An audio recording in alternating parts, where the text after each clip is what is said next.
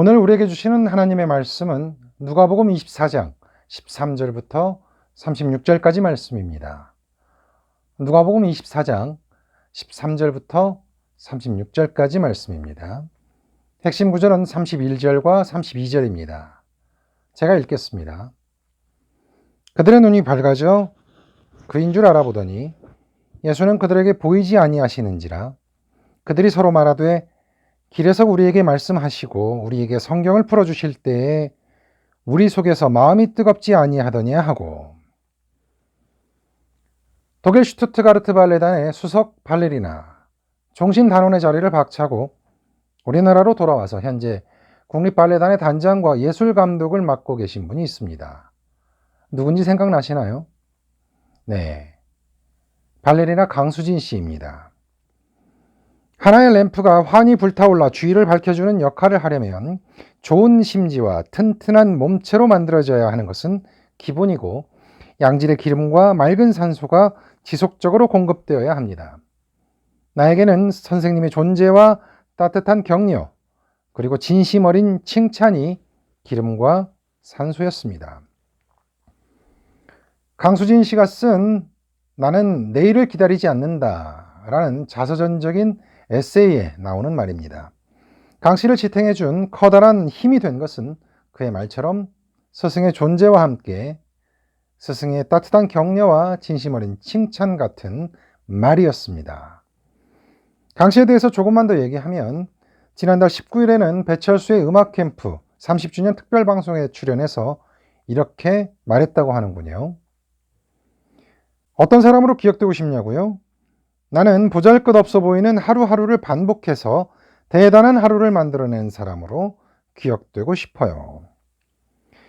강수진 씨는 우리 시대의 진정한 거장, 마에스트로 가운데 한 분이 아닐까 하는 생각이 들었습니다.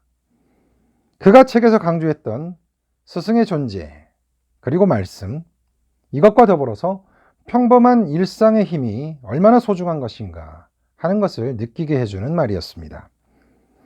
그리고 오늘의 본문 역시 강수진 씨처럼 스승의 존재와 말씀을 통해서 대단한 하루하루를 만들어간 사람들의 이야기입니다.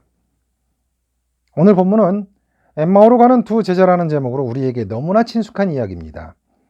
슬픔과 절망이 기쁨과 환희로 바뀌는 과정을 보여주는 신약성경에서 가장 아름다운 이야기 가운데 하나입니다. 이제 본문으로 들어가 볼까요?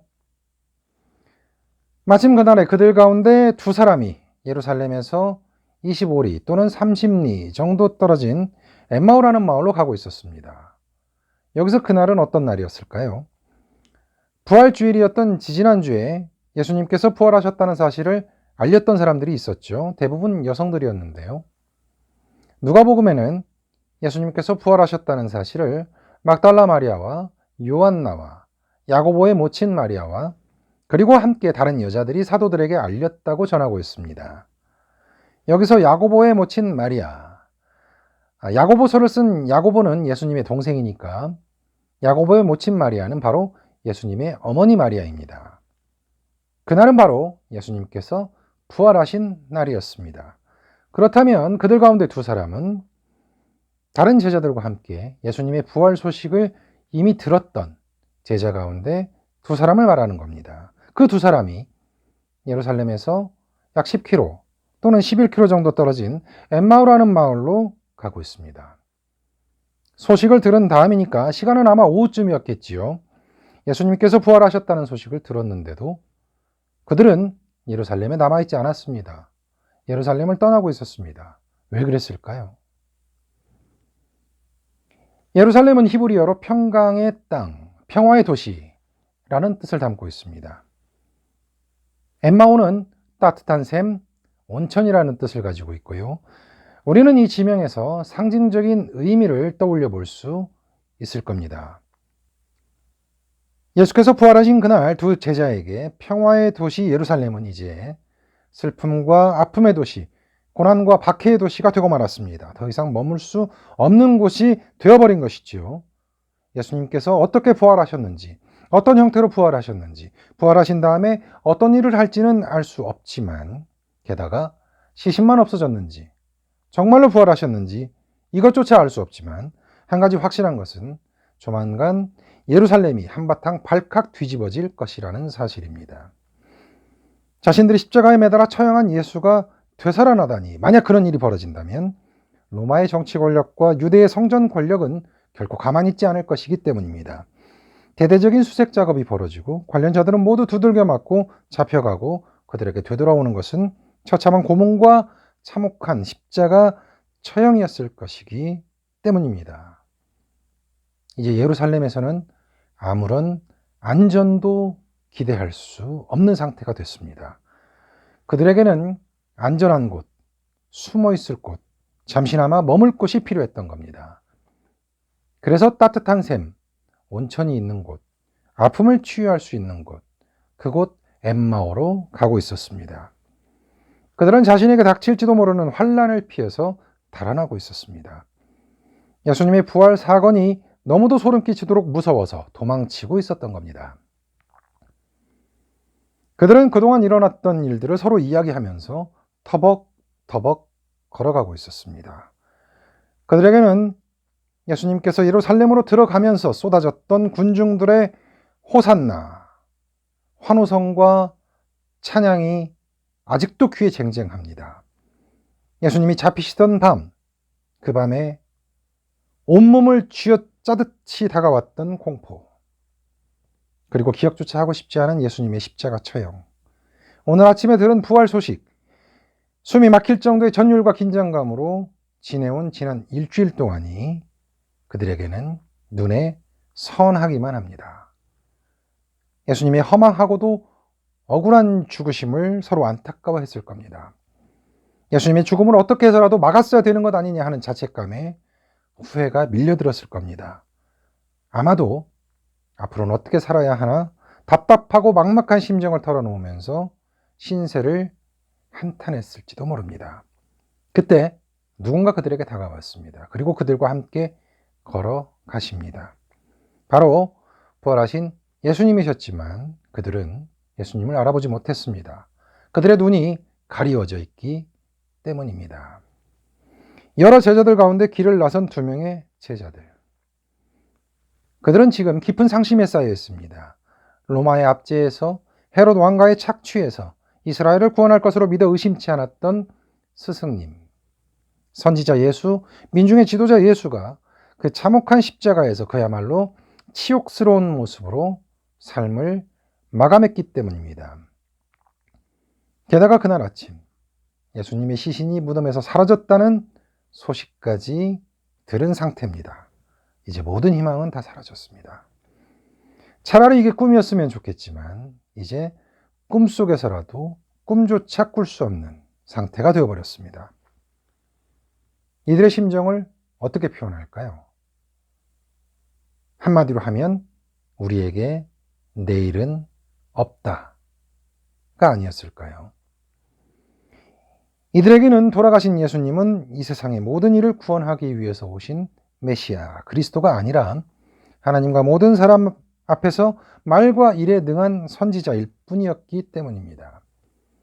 이들의 신앙 고백은 아직 그 수준에 머물러 있었습니다. 눈이 가려졌다는 것은 바로 예수님을 향한 이런 믿음이 부족했다는 것을 말합니다. 더구나 그들은 그동안 여러 차례 예수님께서 부활하실 것이라고 누누이 말씀하셨지만 그저 허투루 듣고 흘려버렸을 뿐 예수님께서 부활하셨다는 사실은 믿을 생각조차 하지 않았습니다. 이 때문에 설마 자신들의 옆에서 함께 걷고 있는 분이 그분이라고는 생각할 수 없는 상태였겠지요. 그런 그들에게 예수님께서 물으십니다. 당신들은 걸으면서 무슨 이야기를 그렇게 하고 계십니까? 그러자 그들은 아주 슬프고 침통한 표정을 지으며 걸음을 멈춥니다. 그리고 그들 가운데 하나인 글로바가 예수님께 말을 하기 시작합니다. 여기 나오는 글로바는 요한복음 19장에서 예수님의 어머니가 아닌 다른 마리아의 남편으로 나오는 사람과 동일한 인물입니다. 글로바는 무슨 뚱딴지 같은 소리를 하고 있느냐는 표정으로 말을 이어갑니다. 당신도 우리와 같은 길을 걸어가는 것을 보면 예루살렘에 머물러 있었을 것이 확실한데 이 며칠 동안 거기서 일어난 일을 당신만 모른다는 말인가요? 예수께서는 모른 척 그들에게 다시 물으십니다. 무슨 일이 있었는데 그러시오? 그들은 말합니다. 나사렛 예수에 관한 일입니다. 그는 하나님과 모든 백성 앞에서 행동과 말씀에 힘이 있는 예언자셨습니다. 그런데 우리의 대제사장들과 지도자들이 그들을 넘겨주어서 사형 선고를 받게 하고 십자가에 못 박아 죽게 했습니다. 우리는 그분이야말로 이스라엘을 구원하실 분이라는 것을 알고서 그분에게 모든 소망을 걸고 있었습니다. 너무나 분한 일입니다. 그렇지 않습니까? 그런데요, 그분이 돌아가신 지 사흘이 되었는데 우리 가운데서 몇몇 여자가 우리를 또 놀라게 했습니다. 그들이 오늘 새벽에 무덤에 갔다가 글쎄 그의 시신을 찾지 못하고 돌아와서 이런 말을 하는 겁니다. 천사들의 환상을 보았다는 것이죠. 천사들이 예수가 살아있다고 말했다는 겁니다. 그래서 우리와 함께 있던 몇 사람이 무덤으로 가서 보았지요. 그랬더니 정말 그 여자들이 말한 대로였습니다. 예수님은 하지만 볼 수 없었다고 합니다.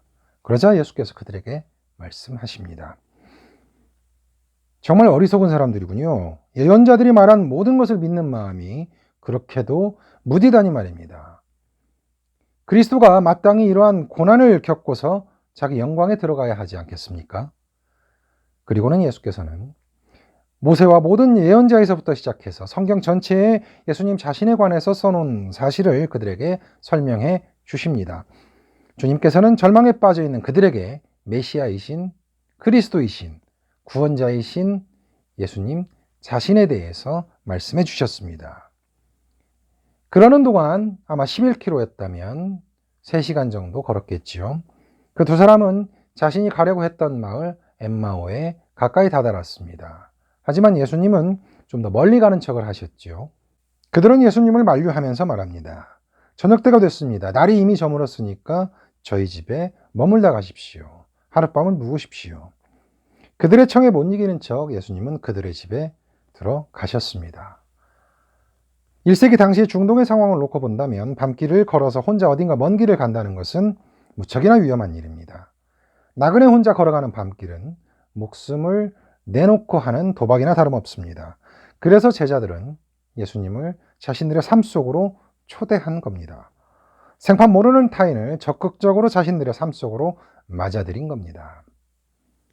이 같은 제자들의 초대는 지난 세기인 20세기에 가장 유행했던 말 가운데 하나인 환대, 영어로는 hospitality, 특히 무조건적인 환대를 보여주는 모습입니다. 하지만 그것은 이미 구약시대에 선지자들이 가장 강조했던 이웃사랑의 기본 정신을 담은 계명입니다. 고아와 과부와 나그네를 돌보십시오. 그들은 하나님의 말씀을 그대로 실천한 겁니다. 자, 이들은 저녁 식사 시간쯤 도착했을 때니까 불이 나게 음식을 차리는 손길들이 분주해졌겠지요. 예수님께서는 음식을 잡수시려고 이들과 함께 앉으셨습니다. 그리고는 빵을 들어서 축복하시고 떼어서 그들에게 주셨습니다. 빵을 들어서 축복하시는 모습을 보고서야 그들의 눈이 열렸습니다. 예수님을 알아보게 된 것이지요. 그런데 그 순간에 예수님께서는 그들의 눈앞에서 사라지셨습니다. 그제서야 그들이 서로 말합니다. 길에서 그분이 우리에게 말씀하시고 성경을 풀이해 주실 때 우리의 마음이 우리 안에서 뜨거워지지 않았나요? 하고 뒤늦은 깨달음을 서로가 털어놓습니다. 몇 시간 동안 많은 이야기를 나누면서도 알아보지 못했던 주님을 그들의 삶으로 영접하고 음식을 나누고 교제하고 그러고 나서야 비로소 알아보게 된 겁니다. 예수님의 말씀의 힘은 예수님께서 떠나신 뒤에도 그들에게 그들의 가슴 속에 뜨거운 마음으로 남게 된 겁니다. 그들은 식사도 채 끝내기 전에 곧바로 일어났습니다. 그리고는 예루살렘으로 돌아갑니다. 말씀 안에 차고 넘치는 생명, 그 생명의 빛이 그들을 사로잡았을 때 그들은 다시 고난과 박해만이 기다리고 있을지도 모를 예루살렘으로 달려갈 수 있게 되었습니다. 이제 제자들의 목소리가 힘있게 바뀝니다. 말투까지 완전히 변했습니다. 자신감에 차 있습니다. 슬프고 절망스러웠던 마음은 기쁨과 환희로 물들어가기 시작합니다. 성령이 그들에게 임하셨기 때문입니다. 제가 몇 년 전에 아주 인상 깊게 읽었던 기사 가운데 하나가 있습니다. 서울의 한 초등학교에서 열린 행사에 문재인 대통령이 참석했다고 합니다. 아마 1학년 교실에서 벌어진 일 같은데요. 문 대통령이 방문한 교실에서 한 학생이 호주머니에서 무언가를 꺼내서 대통령의 손에 쥐어주었다고 합니다. 그런데 이 학생이 쥐어준 것은 100원짜리 동전 하나였다고 합니다. 당시 신문에서는 제목을 이렇게 뽑았습니다. 제가 가진 게 이것밖에 없어서요. 우리나라에서 가장 만나기 힘든 사람과 만난 기쁨을 그 어린이는 그 순간 자신이 가지고 있던 것 가운데 가장 소중한 것, 동전 100원을 주는 것으로 표현한 겁니다. 너무나 기뻐서 그 순간 아무것도 아깝지 않았던 셈이지요. 100원은 그 학생이 그날 가지고 있던 전 재산이었습니다. 이 초등학생의 기쁨이 어느 정도였을지 짐작하시나요? 그런데요, 죽은 줄로만 알았던 주님, 시신이 흔적조차 없이 사라져서 자신들을 더욱 절망의 구렁텅이에 몰아넣었던 예수님을 직접 본 제자들의 감격은 어땠을까요? 아마도 이 소년과는 비교조차 할 수 없을 정도로 컸을 겁니다. 그렇죠? 두 제자들은 이제 그곳에서 그냥 머물러 있을 수가 없었습니다. 바로 일어났습니다. 부활하신 주님을 보고 진정한 믿음으로 거듭난 제자들은 그 밤늦은 시간에 자리를 박차고 일어났습니다. 이제 그 제자들은 자신들이 가지고 있는 모든 것을 주님께 바칠 수 있다. 모두를 바치겠다는 감동을 뜨거운 마음으로 안고 살아갈 수 있게 됐습니다. 이제는 평생을 주님만 의지하고 소망 가운데 살 자신이 생겼습니다. 예루살렘으로 달려가는 그들의 발길은 그 어느 때보다 가벼웠을 겁니다. 마음의 흥분을 주체하지 못해서 마치 날아가듯이 뛰어갔을 겁니다. 지난번에도 한번 얘기한 의미치료 로고테라피 학파의 창시자인 빅터 프랭클은 유대인으로 나치의 강제수용소에서 겪은 절망 가운데서 삶의 의미를 길어냈습니다.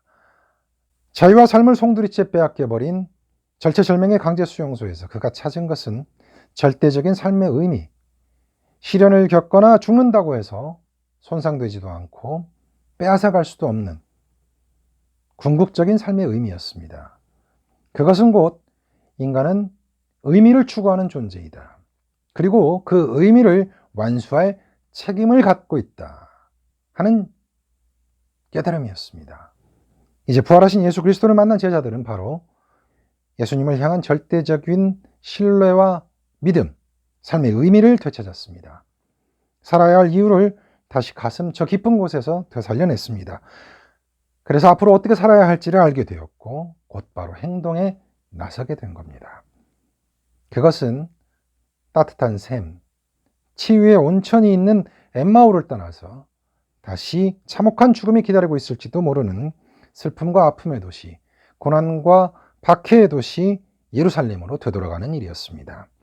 이들의 마음속에서 예수님이 부활하신 예루살렘은 이제 평강의 땅, 평화의 땅으로 되살아났기 때문입니다. 다른 제자들과 함께 숨어있던 곳으로 그들이 달려갔을 때 그곳에는 11제자와 또 그들과 함께 있던 사람들이 모여 있었습니다. 그런데 그들 모두가 주님께서 살아나시고 시몬에게 나타나셨다는 말을 나누면서 이야기꽃을 피우고 있었습니다. 그래서 그 두 사람도 그들이 오늘 길에서 겪었던 일, 그리고 예수님께서 빵을 떼실 때 비로소 알아보게 된 일들을 얘기해 줍니다. 자신들의 감격과 기쁨을 다른 제자들과 나누고 있는 것이지요. 그런데 그들이 이런 말을 하고 있을 때 예수님께서 이들 가운데로 들어오셨습니다. 그리고 말씀하십니다. 여러분에게 평화가 있을 것입니다. 주님과 함께하는 곳에서는 어디서나 주님께서 주시는 평강이, 평화가, 위로가, 치유가 나타나기 마련입니다. 이제 예수님께서 부활하셔서 살아계신다는 것을 체험한 제자들은 조금 전까지만 해도 어깨를 축 늘어뜨리고 절망에 빠져있던 그 사람들이 아닙니다. 슬픔 속에 무력감으로 떨고 있던 사람들이 아닙니다. 예수님을 다시 만나고 난 뒤 이들은 자기 자신과의 관계를 회복했습니다. 불안과 두려움을 벗어버리고 건강한 자존감을 회복했습니다. 이제 누구 앞에서도 자신 있게 예수님께서 부활하셨다는 사실을 전할 수 있게 됐습니다. 자신과의 관계를 회복하고 이어서 다른 사람들과의 관계도 회복할 수 있게 됐습니다. 주님과의 관계가 회복되었기 때문입니다. 이제 주님께서 언제나 이들과 함께 하실 것이기 때문입니다. 주님 안에서는 자신을 둘러싼 모든 관계가 온전해질 것이기 때문입니다. 가진 게 이것밖에 없어서 자신의 온 삶을 바치게 된 제자들처럼 우리는 부활하신 예수님이 우리 안에 계신지를 정직하게 살펴보아야 합니다. 다시 강수진 씨의 말입니다. 우리는 언제나 넘어진 그 자리에서 다시 시작해야 합니다. 아프다고 주저앉으면 그 무대는, 그 인생은 거기서 끝납니다. 수없이 일어섰기에 사람들이 강수진이라는 이름을 기억하듯이 당신도 세상이 모두 아는 당신만의 이름을 가질 자격이 있습니다. 아프지만 그럼에도 불구하고 일어나시기를, 당신은 그럴 자격이 있는 사람입니다. 우리 역시 주님을 향한 믿음, 예수 그리스도의 성육신과 십자가와 부활의 복음을 안고 살아가는 인생이라는 무대에 춤꾼이나 다름없습니다. 때문에 항상 넘어진 그 자리에서 다시 시작해야 할 1차적인 책임은 바로 우리 자신에게 있습니다. 하지만요, 앞서 살펴본 것처럼 엠마오로 가던 두 제자의 눈이 밝았기 때문이 아닙니다. 그들이 총명하고 원래부터 믿음이 강했기 때문도 아닙니다. 그들이 예수님께 음식과 잠자리를 제공했기 때문은 더더군다나 아닙니다. 주님이 동행하시고 함께 식사하시고 축복하시면서 해주셨던 그 말씀의 힘, 주님의 임재하심과 그 말씀이 가려졌던 그들의 눈을 밝게 해주었습니다. 그들을 다시 소생시켰습니다. 여러분은 지금 어떤 상태에 계시나요? 외롭고 지치고 무기력하고 상심해서 엠마오로 달려가는 두 제자와 같은 상태는 아니신가요? 그렇다면 먼저 주님께서 주시는 말씀에 눈과 귀와 마음을 여시기 바랍니다. 주님께서 들어오셔서 이끌어 주실 수 있도록 주님 앞에 자신을 모두 내려놓으시기 바랍니다. 길 위에서 주님을 만난 두 제자처럼 여러분은 일상 속에서도 예수님을 만나고 예수님의 말씀을 듣고 예수님과 성찬을 나누고 계시나요? 그렇다면 코로나19로 인해서 제대로 예배를 드리지 못하고 예배의 기쁨을 한껏 누리지 못하는 이 현실을 하루바삐 이겨나갈 수 있도록 우리 모두에게 더욱 힘 주시기를 주님께 간절히 기도하시기 바랍니다. 그래서 기쁨과 감격에 쌓여서 예루살렘으로 달려가는 두 제자처럼 다른 제자들과 함께 만나서 어우러지는 즐거움을 맛보고 있는 제자들처럼 이제 그 기쁨과 즐거움을 예수 그리스도를 알지 못하고 하나님을 믿지 못하는 이웃들과 함께 나눌 수 있기를 바랍니다. 우리와 세상이 모두 아는 우리의 이름은 무엇인가요? 그렇습니다. 크리스찬. 우리의 이름은 그리스도인입니다. 미국의 신약학자 스콧 맥라이트는 이렇게 말했습니다. 말씀은 우리가 선포하고 전해야 하는 동시에 삶으로 실천해야 하는 것입니다. 선포가 없는 실천은 복음이 아니며 실천이 없는 선포는 위선이기 때문입니다. 이번 한 주도 우리를 일일이 안아주시고 상처를 싸매주시며 세상의 아픔과 함께 하시는 우리 주님의 사역에 모두 동참하시는 저와 여러분이 되시기를 간절히 바랍니다.